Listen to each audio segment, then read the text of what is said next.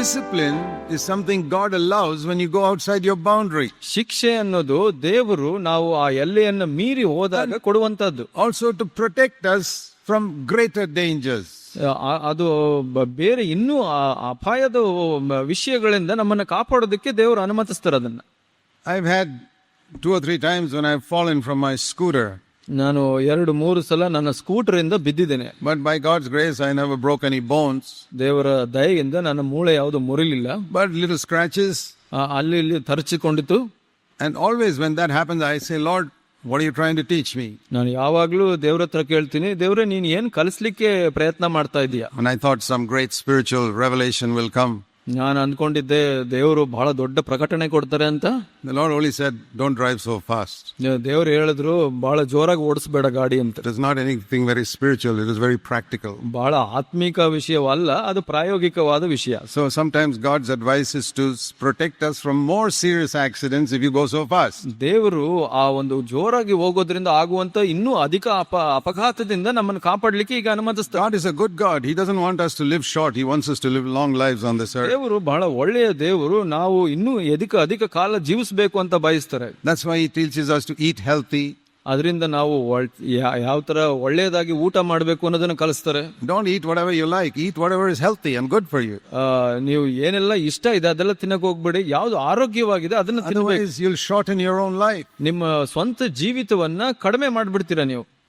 So we also have to discipline our children just like God disciplines us. ದೇವರು ನಮ್ಮನ್ನ ಶಿಕ್ಷಿಸಿದಂತೆ ನಾವು ನಮ್ಮ ಮಕ್ಕಳನ್ನ ಶಿಕ್ಷಿಸಬೇಕು. Because there's a lot of foolishness bound up in the heart of children. ಮಕ್ಕಳ ಹೃದಯದಲ್ಲಿ ಬಹಳಷ್ಟು ಮೂರ್ಖತೆ ತುಂಬಿಕೊಂಡಿದೆ. Turn to Proverbs. ಜ್ಞಾನೋಕ್ತಿಯನ್ನು ನೋಡೋಣ ಇಲ್ಲಿ. In chapter 22, 22ನೇ ಅಧ್ಯಾಯ verse 15. 22:15 ನೋಡ್ಕೊಳ್ಳೋಣ. Foolishness is bound up in the heart of a child, but the rod of discipline will remove it far from him. 22:18 Proverbs 22:15. ಮೂರ್ಖತನವು verse 15. 15ನೇ ವಚನ, 22:15ನೇ ವಚನದಲ್ಲಿ ಮೂರ್ಖತನವು ಹುಡುಗನ ಮನಸ್ಸಿಗೆ ಸಹಜ, ಆದರೆ ಶಿಕ್ಷಕನ ಬೆತ್ತವು ಅದನ್ನು ತೊಲಗಿಸುವುದು. It's a very interesting verse. ಬಹಳ ಆಶ್ಚರ್ಯವಾದ ವಚನ ಇದು. Where do you normally hit a child? With a belt or a stick? ನಾವು ಒಂದು ಬೆತ್ತವನ್ನು ತಕೊಂಡು ಮಕ್ಕಳಿಗೆ ಎಲ್ಲಿ ಹೊಡಿತೀವಿ? It's at the back side. ಹಿಂದೆ ಹೊಡಿತೀವಿ. Because God has put a lot of flesh there so that the child doesn't get hurt. ದೇವರು ಹೆಚ್ಚು ಮಾಂಸವನ್ನ ಕೊಟ್ಟಿದ್ದಾರೆ ಹಿಂದೆ ಮಕ್ಕಳಿಗೆ, ಅದು ತಡ್ಕೊಳ್ಳುತ್ತೆ. That's the wisdom of God. ಅದು ದೇವರ ಜ್ಞಾನವಾಗಿದೆ. But you know there's a great connection from there to the heart.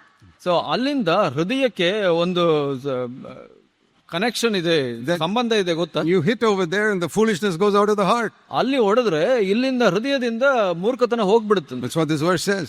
ಈ ವಚನ ಹಾಗೆ ಹೇಳ್ತಾ ಇದೆ. Foolishness is bound up in the heart. ಆ ಹೃದಯದಲ್ಲಿ ಮೂರ್ಖತನ ತುಂಬಿಕೊಂಡಿದೆಯಂತೆ. But you use a rod and the foolishness goes out. ನೀವು ಆ ಬೆತ್ತವನ್ನು ಉಪಯೋಗಿಸಿದ್ರಿಂದ ಆ ಮೂರ್ಖತನ ಹೋಗ್ಬಿಡುತ್ತಂತೆ. If you don't do it, ನೀವು ಮಾಡಿಲ್ಲ ಅಂದ್ರೆ the foolishness remains in your child. ಆ ಮೂರ್ಖತನ ನಿಮ್ಮ ಮಕ್ಕಳಲ್ಲಿ ಉಳ್ಕೊಳ್ಳುತ್ತೆ. Now we don't have to always use the rod. ನಾವು ಯಾವಾಗ್ಲೂ ಬೆತ್ತ ತಗೊಳ್ಬೇಕು ಅಂತಲ್ಲ. The best is to speak strongly. ಒಳ್ಳೆಯದು ಖಂಡಿತವಾಗಿ ಮಾತಾಡುವಂತದ್ದು. Use smaller punishments. ಚಿಕ್ಕ ಶಿಕ್ಷೆಗಳನ್ನು ಕೊಡುವಂತದ್ದು. Like sometimes I would tell my children, go and lie down in your bed. You can't play games today. ನಾನು ಮಕ್ಕಳಿಗೆ ಹೇಳ್ತಾ ಇದ್ದೆ, ನೀವು ಹೋಗಿ ಒಳಗಡೆ ಮಲ್ಕೊಂಡ್ಬಿಡು, ಇವತ್ತು ಆಟ ಆಡ್ಲಿಕ್ಕೆ ಬಿಡೋದಿಲ್ಲ. Today you're not allowed to play any games. ನೀನು ಯಾವ್ದು ಆಟ ಆಡಬಾರ್ದು ಇವತ್ತು ಅಂತ ಹೇಳ್ತಾ ಇದ್ದೆ. That's also a punishment. ಅದು ಕೂಡ ಶಿಕ್ಷೆ. So don't always hit your child. ಯಾವಾಗ್ಲೂ ನಿಮ್ಮ ಮಕ್ಕಳಿಗೆ ಹೊಡೆಯಬೇಡಿ. Give them some minor forms of punishment. ಒಂದು ಚಿಕ್ಕ ಶಿಕ್ಷೆಗಳನ್ನ ಕೊಡೋದು ಪ್ರಯತ್ನ ಮಾಡಿ. Continue to disobey, then only with a stick and all is very serious punishment. So ಅವರು ಹಾಗೆ ಮುಂದುವರೆದ್ರೆ ವಿರೋಧಿಸಿ, ಅವಾಗ ನಾವು ಬೆತ್ತ ತಗೊಳ್ಬೇಕಾಗುತ್ತೆ. And don't use the stick in anger. ಈ ಒಂದು ಬೆತ್ತವನ್ನ ಕೋಪದಲ್ಲಿ ತಗೊಳ್ಬೇಡಿ ನೀವು. We do it like that in the beginning. ನಾವು ಪ್ರಾರಂಭದಲ್ಲಿ ಹಾಗೆ ಮಾಡ್ತೇವೆ. Because we haven't got victory. ನಮಗೂ ಕೂಡ ಜಯವಿಲ್ಲ. I remember many times I beaten my children in anger. ನಾನು ಕೂಡ ನನಗೆ ನೆನಪಿದೆ, ನನ್ನ ಮಕ್ಕಳನ್ನ ಕೋಪದಲ್ಲಿ ಶಿಕ್ಷಿಸಿದ್ದೇನೆ. But immediately after that I'd go and lock myself in a room and pray and cry to God and say, Lord, forgive me. ನಾನು ನಂತರ ತಕ್ಷಣವೇ ನಾನು ಕೊಠಡಿಯಲ್ಲಿ ಹೋಗಿ ಬಾಗಿಲು ಮುಚ್ಕೊಂಡು ದೇವರಲ್ಲಿ ಕೇಳಿದ್ದೀನಿ, ದೇವರೇ ಮೂರ್ಖತನದಿಂದ ಓಡ್ಬಿಟ್ಟೆ I would ಕ್ಷಮಿಸು. weep before God. ದೇವರ ಮುಂದೆ ನಾನು ಅಳ್ತಾ ಇದ್ದೆ. I say, Lord, I have to discipline my children, but I don't want to be angry. ನಾನು ನನ್ನ ಮಕ್ಕಳಿಗೆ ಶಿಕ್ಷಿಸಬೇಕು ಸ್ವಾಮಿ, ಆದ್ರೆ ನಾನು ಕೋಪ ಮಾಡ್ಕೊಳ್ಬಾರ್ದು. That is how God helped me. ಹಾಗೆ ದೇವರು ನನಗೆ ಸಹಾಯ ಮಾಡಿದ್ದಾರೆ. And then the other thing is, once your children becomes 13, 14 years old, it's too late to try and beat them after that. ಇನ್ನೊಂದು ವಿಷಯ ಏನಂದ್ರೆ, ನಿಮ್ಮ ಮಕ್ಕಳು 13-14 ವರ್ಷ ಆಗ್ಬಿಟ್ರೆ ಬೆತ್ತದ ಹಿಡಿದು ಅವ್ರನ್ನ ಶಿಕ್ಷಿಸೋದು ಕಷ್ಟ ಆಗುತ್ತೆ. Then you must put your arm around them and love them. ಅವರ ಹೆಗಲ ಮೇಲೆ ಕೈ ಹಾಕಿ ಪ್ರೀತಿಸಬೇಕು ಅವ್ರನ್ನ. I remember one of my boys tried to deceive me once when he was about 15 years old. ನನ್ನ ಒಬ್ಬ ಮಗ 15 ವರ್ಷದವನಾಗಿದ್ದಾಗ ನನ್ನನ್ನು ವಂಚಿಸಲಿಕ್ಕೆ ಪ್ರಯತ್ನ ಮಾಡ್ದ. It was not a very serious thing. ಅದು ಅಷ್ಟು ಗಂಭೀರವಾದ ವಿಷಯವಾಗಿರಲಿಲ್ಲ. But, he wanted to go and play in the school cricket team.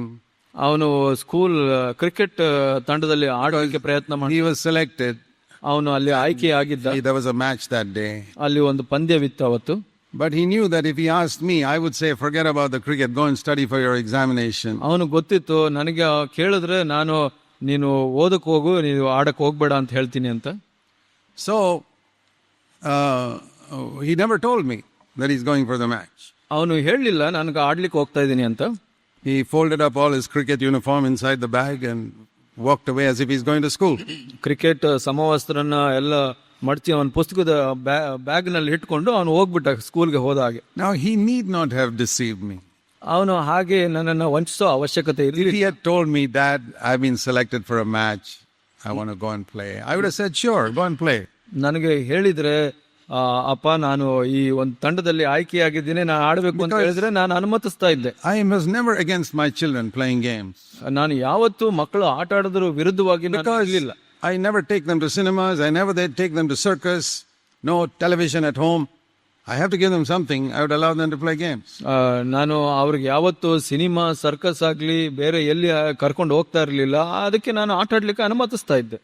But he thought I may stop him. ಅವನು ಅಂದ್ಕೊಂಡ ನಿಲ್ಲಿಸ್ತೀನಿ. He went and he played and he came back. ಅವನು ಹೋಗಿ ಆಟ ಆಡ್ದ ಬಂದ.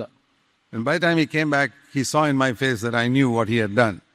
ಅವನು ಬರೋಷ್ಟರಲ್ಲಿ ಅವನು ನನ್ನ ಮುಖದಲ್ಲಿ ನೋಡ್ಬಿಟ್ಟ ನನಗೆ ಗೊತ್ತಾಗಿದೆ ವಿಷಯ ಅಂತ. So I told him, okay, we have to have a chat now. ನಾನು ಹೇಳ್ದೆ, ನಾವು ಇಬ್ರು ಮಾತಾಡ್ಬೇಕು ಇವಾಗ. So we'll go into the other room. ನಾವು ಬೇರೆ ಕೊಠಡಿಗೆ ಹೋಗೋಣ. And he was all trembling. ಅವನು ಆಗ್ಲೇ ನಡುಗ್ತಾ ಇದ್ದ. So I said, let's kneel down now. ನಾವು ಇವಾಗ ಮೊಣಕಾಲು ಹಾಕೋಣ. Whenever I punish my children, I always pray with them. ನಾನು ಯಾವಾಗಲೇ ಶಿಕ್ಷೆ ಕೊಟ್ಟರು ನನ್ನ ಮಕ್ಕಳಿಗೆ ಜೊತೆಯಲ್ಲಿ ಪ್ರಾರ್ಥನೆ ಮಾಡ್ತಾ ಇದ್ದೆ, even when they are small. ಅವರು ಚಿಕ್ಕವರಿದ್ದಾಗ ಕೂಡ. I said, let's kneel down. ನಾವು ಮೊಣಕಾಲು ಹಾಕೋಣ. And I knelt down with him. ಆತನ ಜೊತೆ ಮೊಣಕಾಲು ಹಾಕಿದೆ. And I put my arms around him. ಅವನ ಜೊತೆ ಅವನ ಹೆಗಲ ಮೇಲೆ ಕೈ ಹಾಕಿ and I prayed. ನಾನು ಪ್ರಾರ್ಥಿಸಿದೆ. I said, Heavenly Father, ತಂದೆಯಾದ ದೇವರೇ, please show me where I failed. ನನಗೆ ತೋರಿಸು ಸ್ವಾಮಿ, ನಾನು ಎಲ್ಲಿ ಸೋತಿದ್ದೆ as a father, ತಂದೆಯಾಗಿ, that my son should deceive me in a small thing like this. ಈ ಒಂದು ಚಿಕ್ಕ ವಿಷಯದಲ್ಲಿ ನನ್ನ ಮಗನೇ ವಂಚಿಸಲಿಕ್ಕೆ ಪ್ರಯತ್ನ ಮಾಡ್ತಾ ಇದ್ದಾನೆ ಅಂತ. Help me to be a better father. ನಾನು ಇನ್ನೂ ಒಳ್ಳೆಯ ತಂದೆ ಆಗ್ಲಿಕ್ಕೆ ನನಗೆ ಸಹಾಯ ಮಾಡಿ. In Jesus' name. ಯೇಸುವಿನ ಹೆಸರಲ್ಲಿ. Amen. Amen. I said, okay son, you can go. That's all. Okay ಮಗನೇ, ನೀನು ಹೋಗು ಅಷ್ಟೇ ಅಂತ ಹೇಳಿದೆ. 10 years later, 10 ವರ್ಷದ ನಂತರ he came to CFC. ಅವನು CFCಗೆ ಬಂದ. Now he was a working man. ಅವನು ಕೆಲಸ ಮಾಡ್ತಾ ಇದ್ದ ಆ ಸಮಯದಲ್ಲಿ. He was speaking to the young people. ಅವನು ಯೌವನಸ್ಥರಿಗೆ ಮಾತಾಡ್ತಾ ಇದ್ದ. And he told this story. ಅವನು ಈ ಕಥೆಯನ್ನು ಹೇಳ್ದ. And he said, that prayer helped me more than all the spankings I got from my father. ಅವನು ಏನು ಹೇಳ್ದ ಅಂದ್ರೆ, ಅವತ್ತು ಮಾಡಿದಂತ ಪ್ರಾರ್ಥನೆ ನಾನು ಎಲ್ಲಾ ಶಿಕ್ಷೆಗಿಂತ ಹೆಚ್ಚಾಗಿ ಉಪಯೋಗವಾಯಿತು ಅಂತ. Because I saw my father's heart for me. So ಅವತ್ತು ನನ್ನ ತಂದೆಯ ಹೃದಯವನ್ನ ನೋಡಿದೆ. What I want to say is, ನಾನು ಏನು ಹೇಳಲಿಕ್ಕೆ your children must see your heart in your discipline. ನಿಮ್ಮ ಶಿಕ್ಷೆಯಲ್ಲಿ ನಿಮ್ಮ ಮಕ್ಕಳು ನಿಮ್ಮ ಹೃದಯವನ್ನ ನೋಡ್ಬೇಕು ಅವರು.